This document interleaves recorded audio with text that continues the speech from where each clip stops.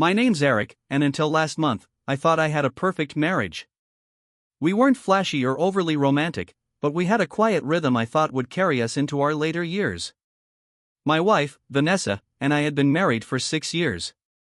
She was adventurous, always hungry for the next experience. Me? I was more the play it safe, stick to the plan kind. She loved me for my stability, or so I believed.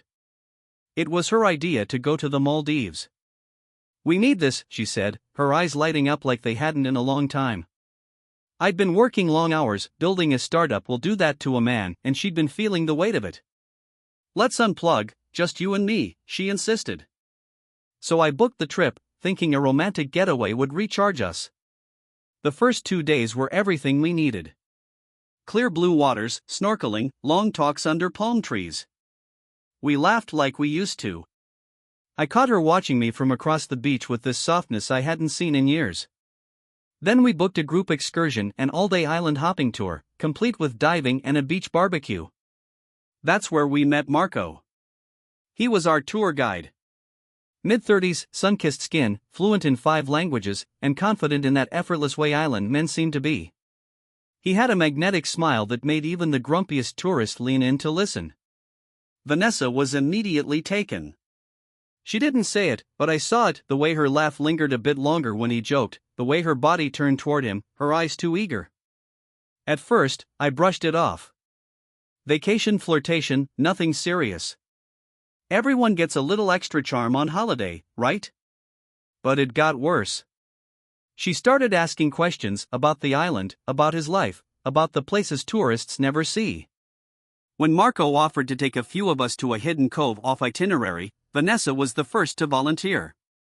You should rest, she said, touching my shoulder lightly. You've been so tired. I hesitated. Something in her eyes felt off. But I nodded. Go have fun. I sat by the water's edge for a while, trying to quiet the growing discomfort in my gut. I told myself I was being paranoid.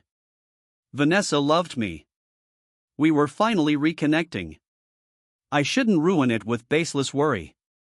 She came back around sunset, hair damp and tousled, eyes brighter than when she'd left. She looked satisfied. Radiant, almost.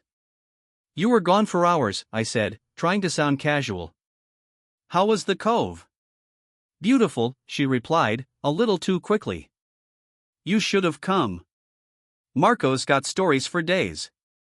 She smiled, but it didn't reach her eyes. That night, she was more affectionate than she'd been in weeks. She kissed me deeply, touched me like she was trying to erase something or maybe overwrite it. I wanted to believe it was just the island air, the thrill of being far from home. But then I saw the messages. The next morning, while she showered, her phone buzzed.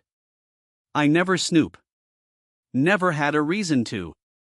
But something pulled me toward it like gravity. The message was short, a WhatsApp preview. Last night was unforgettable. Let's sneak away again before you leave. My heart stuttered. My hands went cold. She emerged from the bathroom wrapped in a towel, humming, oblivious. I couldn't look at her the same. Not with that message echoing in my skull. I didn't confront her. Not yet. I needed to be sure. Needed to see the truth with my own eyes. And I did. The next day, I followed her. What I saw shattered everything I believed about us. I followed her discreetly, pretending I had a migraine and needed to stay behind. She kissed my forehead with such care before leaving that it made me nauseous. How could someone lie so seamlessly? They met near the resort's dive shop. I watched from the shadows of a beachside cabana as she walked right into Marco's arms, her smile unguarded, intimate. He pulled her close like they'd done this a dozen times, and she didn't hesitate. No furtive glances. No guilt. Just two people swept up in something forbidden. They strolled down a secluded path, hand in hand, toward the far end of the beach. I followed at a distance, heart pounding, every step tightening the knot in my chest. Eventually, they reached an empty lifeguard hut on a quiet stretch of sand. I stood just behind the tree line, watching the woman I'd shared a life with melt into another man's arms. I didn't need to see what happened next. But I did. Later that evening, Vanessa returned to our villa, a soft flush in her cheeks, like she'd just run through the ocean breeze. I lay on the balcony, staring at the stars like they might offer me some kind of answer. She sat beside me, tracing her fingers along my arm. I was thinking, she said, her voice almost tender, we should come back here next year. Just you and me.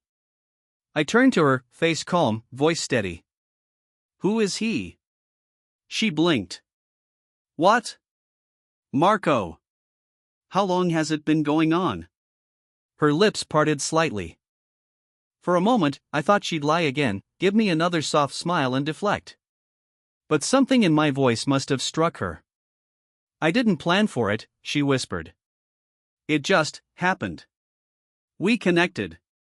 I sat up, rage bubbling beneath my skin, but I held it back.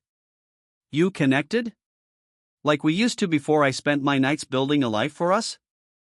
You don't understand, she said, tears welling in her eyes. I've felt invisible, Eric. You've been so focused on your work. I needed something. Someone who sees me. I stood and walked inside, unable to listen. I wanted to scream, to throw something, anything, but instead, I grabbed my suitcase and began to pack. You're just leaving? She asked, voice cracking. Yes, I said. Because now I finally see you, too. I moved into another villa for the last 2 nights, alone. The trip back home was a quiet blur, and the silence between us screamed louder than any argument ever could. Weeks have passed. I filed for separation. She didn't fight it. The strange thing is, I'm not angry anymore, not really. Heartbroken, yes. But there's clarity in betrayal. It strips away illusions, forces you to face the truth. She wasn't the woman I thought she was. And maybe I wasn't the man she needed. But I'll be okay. Because on that island, I didn't just lose a wife, I started to find myself again. One slow, painful wave at a time.